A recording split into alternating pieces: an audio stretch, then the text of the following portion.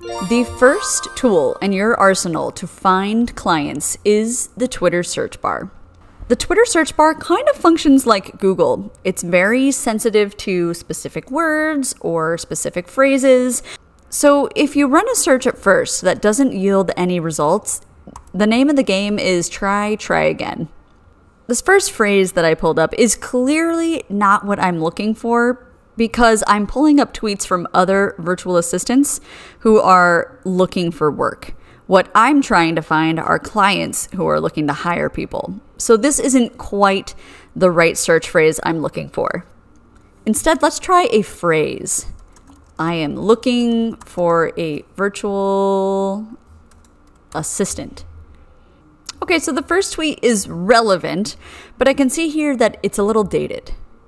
Okay, so these two tweets are relevant, but they are dated. So how can we help fine-tune our search? I'm so glad you asked.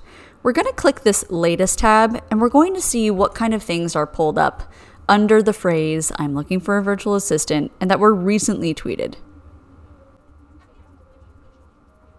I'm not loving this phrase, so let's try another one.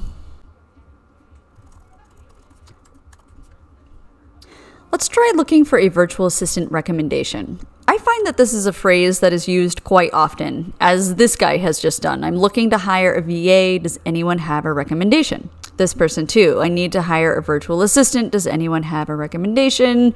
Okay, so this is definitely more of a helpful phrase than the other one. Since the results are not the timeliest, I can also search for something like I need a VA or I need a virtual assistant. Alright, so at the time of me filming this course, this one just got tweeted out yesterday, and it looks pretty good. As you can see, this search bar is pretty effective, but you might have to play around with some different phrases before you really find the people that you're looking to connect with.